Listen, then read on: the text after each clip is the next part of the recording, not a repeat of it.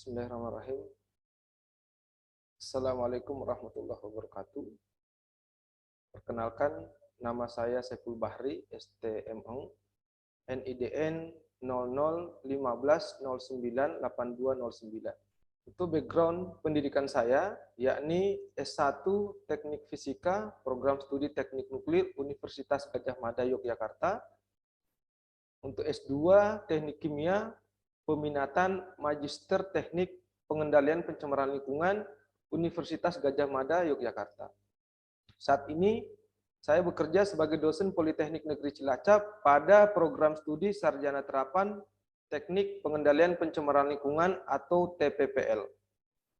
Kelompok bidang keahlian saya pada prodi TPPL yakni pengendalian dan pengelolaan pencemaran lingkungan, yang di dalamnya termasuk penakaran daur hidup, pengelolaan limbah, dan penilaian risiko lingkungan.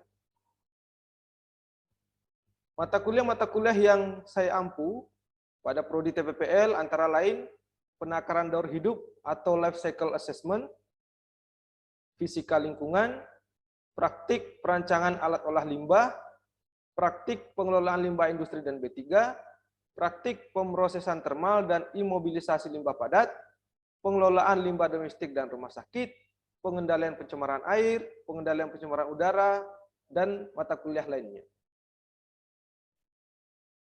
Salah satu mata kuliah yang saya ampu di prodi TPPL yakni mata kuliah Life Cycle Assessment.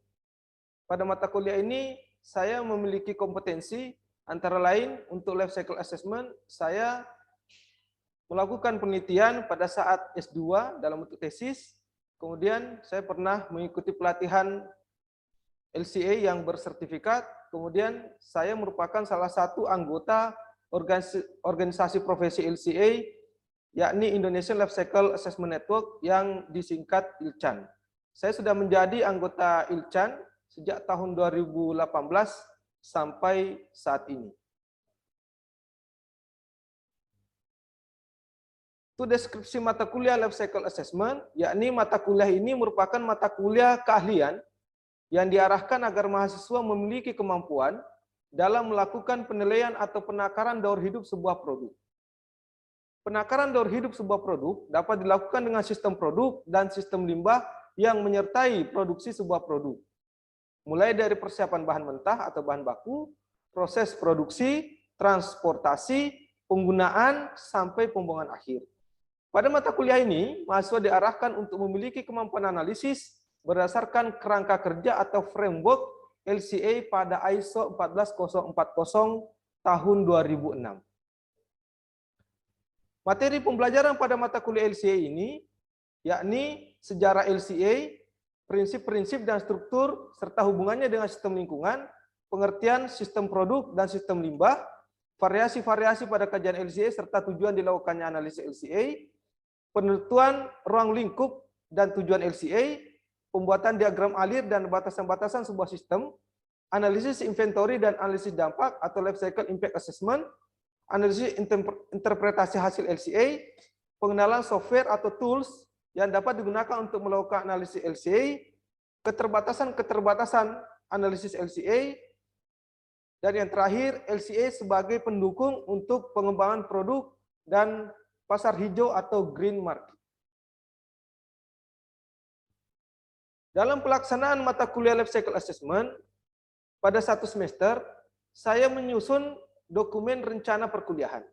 Dokumen rencana perkuliahan ini paling tidak terdiri dari silabus mata kuliah, peta pembelajaran, dan rencana pembelajaran semester. Saya dapat memperlihatkan silabus, bentuk silabus seperti ini.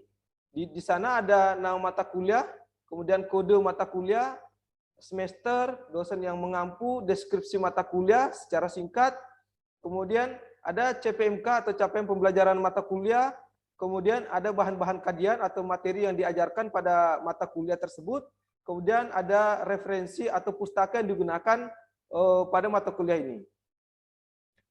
Kemudian untuk peta pembelajaran mata kuliah Life Cycle Assessment terdiri dari CPMK atau capaian pembelajaran mata kuliah sebagai tujuan akhir, Kemudian untuk mencapai tujuan CPMK ini disusunlah sub CPMK mulai dari pertemuan pertama sampai pertemuan ke-16 yang berupa ujian akhir semester. Untuk lebih detailnya, kegiatan pembelajaran mata kuliah kemudian saya susun dalam bentuk rencana pembelajaran semester atau RPS. Bentuk RPS-nya seperti ini. Di dalam RPS ada capaian pembelajaran lulusan, ada CPL 1, CPL 2 sampai CPL 5. Kemudian CPL diturunkan dalam bentuk CPMK atau capaian pembelajaran mata kuliah. Kemudian CPMK diturunkan lagi dalam bentuk sub CPMK. Ada deskripsi singkat juga, kemudian bahan kajian atau materi pembelajaran, pustaka, kemudian teknis kegiatan pembelajaran mulai minggu pertama sampai minggu ke-16. Sini ada kemampuan akhir, kemudian penilaian, kemudian bentuk pembelajaran, materi pembelajaran, dan bobot penilaian. Itu adalah RPS perkuliahan mata kuliah Life Cycle Assessment. Sistem pembelajaran atau mode perkuliahan yang saya gunakan untuk mengampu mata kuliah Life Cycle Assessment karena masih suasana pandemi, namun tetap bisa melakukan pembelajaran luring sehingga saya melakukan mode perkuliahan blended learning, yakni daring beserta luring. Untuk daring, saya menggunakan mode sinkron dengan menggunakan Zoom Meeting dan Google Meet. Untuk asinkron, saya menggunakan e-learning PNC atau menggunakan Google Drive. Untuk luring, saya menggunakan program protokol kesehatan atau prokes supaya pertemuan tetap berjalan dengan lancar tanpa adanya masalah terkait dengan virus corona. Kemudian untuk pembelajaran ini saya juga menggunakan media sosial untuk melakukan komunikasi dengan mahasiswa. Saya menggunakan WA Group untuk berkomunikasi dengan mahasiswa untuk melakukan pertanyaan atau diskusi atau tanya jawab yang tidak dilakukan di media pembelajaran lain. Saya bisa melakukan diskusi secara langsung melalui WhatsApp Group dengan mahasiswa. Untuk metode pembelajaran, saya menggunakan metode ceramah, kemudian diskusi atau tanya jawab, kemudian contextual learning. Saya berusaha bagaimana supaya yang saya berikan kepada mahasiswa sesuai dengan kondisi real yang ada di lapangan. Kemudian project based learning, ya karena ada pengenalan software LCA, kemudian saya memberikan project LCA, project sederhana kepada mahasiswa untuk menyelesaikan analisis LCA secara sederhana. Untuk bobot penilaian, ujian tengah semester saya berikan bobot 30%, ujian akhir semester saya berikan bobot 30%, lain-lain, antara lain tugas terstruktur, latihan, kuis, presentasi, saya akumulasi menjadi 40%. Untuk teknik dan instrumen penilaian, penilaian sesuai dengan capaian pembelajaran mata kuliah itu terdiri dari sikap, keterampilan umum, keterampilan khusus, dan penguasaan pengetahuan. Untuk teknik penilaiannya berdasarkan observasi, kemudian partisipasi, tes tertulis, tes lisan, maupun presentasi. Untuk instrumen yang saya gunakan untuk penilaian, saya menggunakan rubrik ataupun ketepatan dalam penyelesaian soal-soal yang tertulis. Ini adalah rubrik penilaian yang saya gunakan. Di dalam rubrik penilaian saya gunakan ada dimensi, kemudian ada skala. Di dalam skala itu ada skala sangat baik, baik, cukup, kurang, dan sangat kurang. Masing-masing skala memiliki skor. Kemudian ada penjelasan pada setiap skala yang saya gunakan.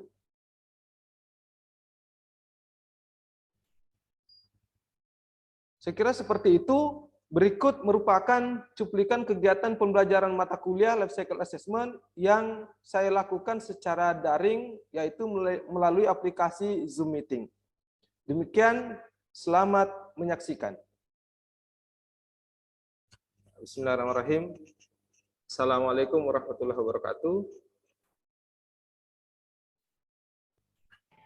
Waalaikumsalam warahmatullahi wabarakatuh. Apa kabar semuanya? Sehat?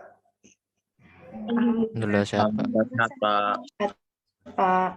Ya, semoga di masa pandemi ini kita senantiasa tetap menjaga kesehatan ya.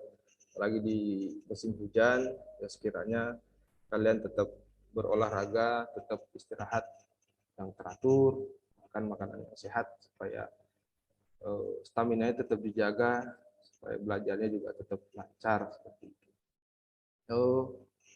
Baik, hari ini kita akan melanjutkan materi yang kemarin tentang life cycle assessment. Layar saya sudah kelihatan? Sudah, Pak. Sudah. Baik. Sudah, Pak. Baik, kita akan kembali mengulas tentang konsep life cycle assessment. Untuk sebelum masuk ke pertemuan hari ini, apakah pertemuan yang kemarin mengenai silabus, kemudian mengenai penilaian, mengenai tugas-tugas dan latihan dan kuis, ada yang mau ditanyakan kepada saya? Silakan. Tidak ada, Oh, tidak, Pak. baik. Sudah cukup jelas. Baik, kalau seperti itu kita lanjut ya. Untuk materi hari ini ada 3 tujuan pembelajaran.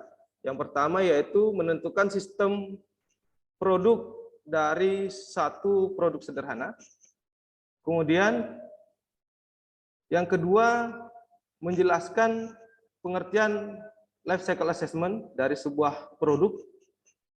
Kemudian yang ketiga menjelaskan sejarah life cycle assessment di dunia.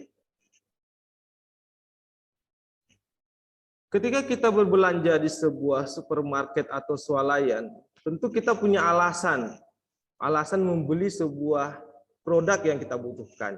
Nah, ini alasan seseorang bermacam-macam nih. Ya, coba saya mau tanya Regita.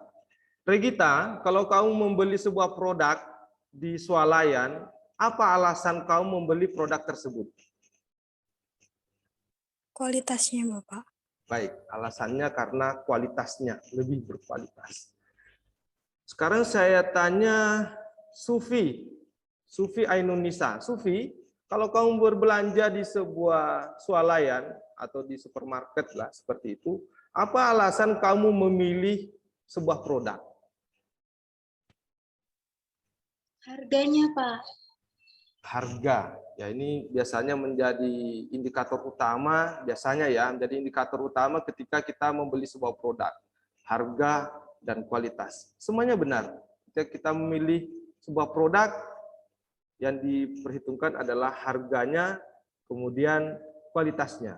Tetapi biasanya, paling tidak, indikator-indikator ini menempel pada saat kita memilih sebuah produk. Masalah harga, price, kemudian masalah kualitas, quality, kemudian dari quality itu kemudian muncul trust, kepercayaan terhadap produk, kemudian tren yang lagi digemari oleh masyarakat, kemudian juga ada health.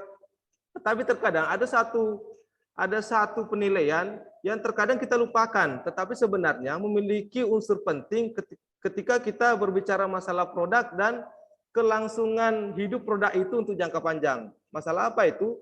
Yaitu sustainability.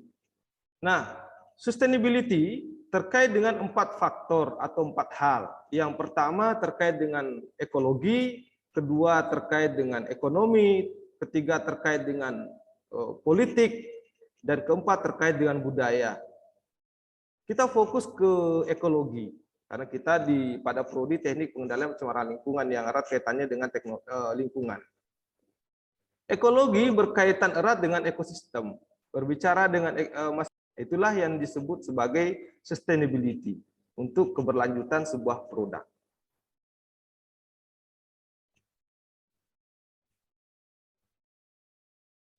Di Thailand, ini saya berikan contoh di Thailand di Asia, produk-produknya itu sudah memberikan klaim ramah lingkungan. Dan klaim-klaim itu mereka buat di dalam satu wadah tertentu, organisasi tertentu, namanya Eco Product. Pada tahun 2009 ada 452 produk yang didaftarkan di Eco Product. Kemudian pada tahun 2011 ada 1.108 yang didaftarkan di ekoproduk. Kemudian di tahun 2013 ada lebih dari 2.000 produk yang didaftar di ekoproduk di Thailand. Jadi setiap tahun produk-produk yang mengklaim dirinya ramah lingkungan itu semakin banyak yang didaftarkan. Begitu juga di Eropa. Di Jerman misalnya di tahun 2016 itu ada sekitar 12.000 produk. Di Uni Eropa 44.000 produk. Di luar negeri itu semakin gencar untuk mengklaim produk sebuah perusahaan itu apakah ramah lingkungan atau tidak. Sebagaimana dengan di Indonesia juga sama. Di Indonesia kita punya eco-label tipe 1. Kemudian kita memiliki eco-label tipe 2. Kemudian ada juga label industri hijau yang dikeluarkan oleh Kementerian Perindustrian. Kemudian program penilaian kinerja atau PROPER yang dikeluarkan oleh Kementerian Lingkungan Hidup. Setiap tahun dikeluarkan. Ya, ini adalah produk-produk ramah lingkungan yang kemudian berusaha dikontrol oleh pemerintah.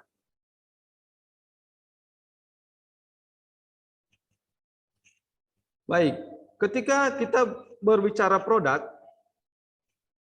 kita harus bisa membedakan produk dengan sistem produk. Ini adalah produk, ini contoh ya, ini produk susu kemasan, ini adalah produk, ini adalah sistem produknya, ini adalah sistem produknya. Mulai dari feed production, milk production, milk transport, kemudian processing, packaging, daur hidup dari sebuah produk. Dan setiap unit proses itu memiliki fungsinya sendiri-sendiri. Nah, itulah disebut sebagai sistem produk.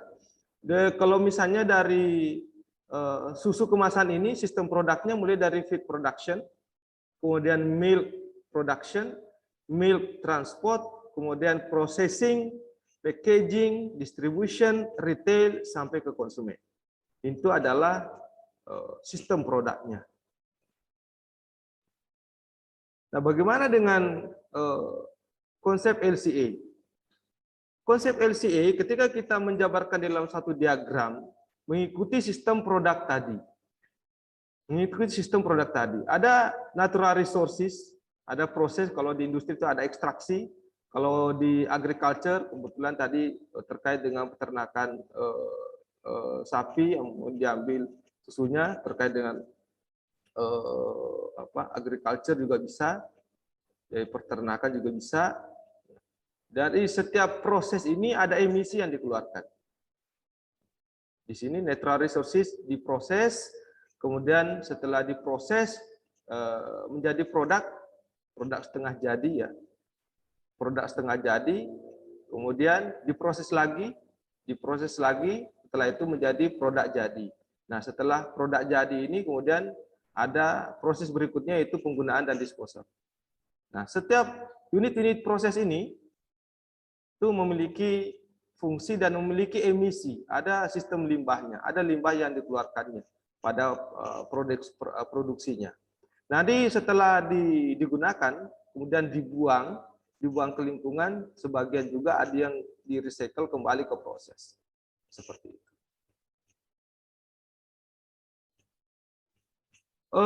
Menurut standarisasi internasional ISO 14040-2006, LCA merupakan sebuah mekanisme untuk menganalisis dan menghitung total dampak lingkungan dari suatu produk dalam setiap tahapan siklus hidupnya, yaitu mulai dari persiapan bahan mentah, yang tadi ya, dari natural resources sampai ke diproses, kemudian proses produksi, kemudian penjualan dan transportasi, sampai ke pembuangan produk.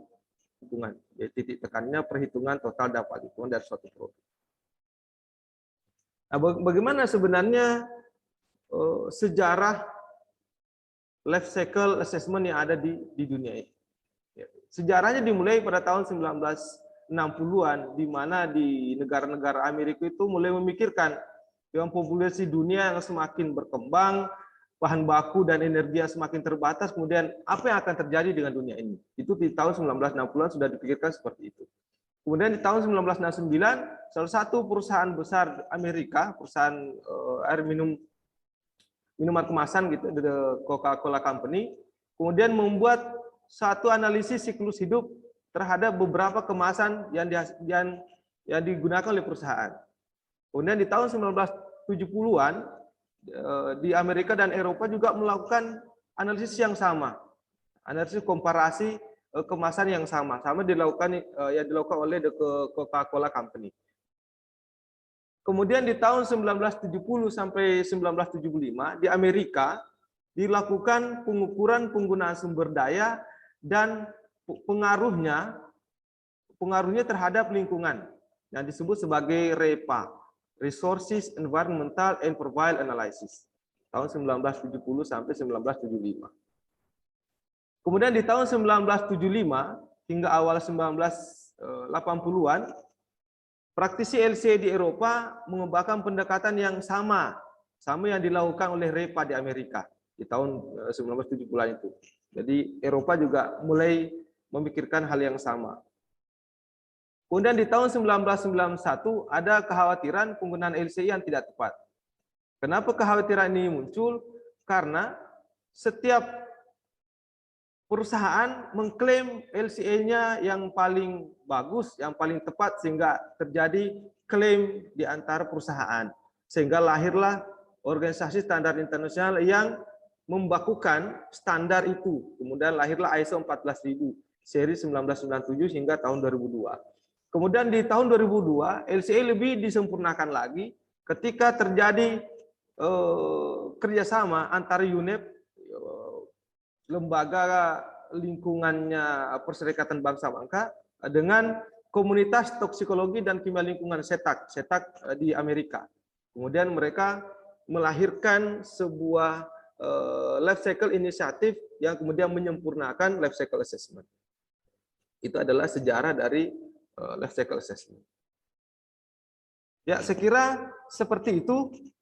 Silahkan kalau ada yang mau ditanyakan dari mahasiswa, saya persilahkan, masih ada waktu. Silahkan, ada yang mau ditanyakan? Baik Bapak, izin bertanya. Ya, silahkan Sukma.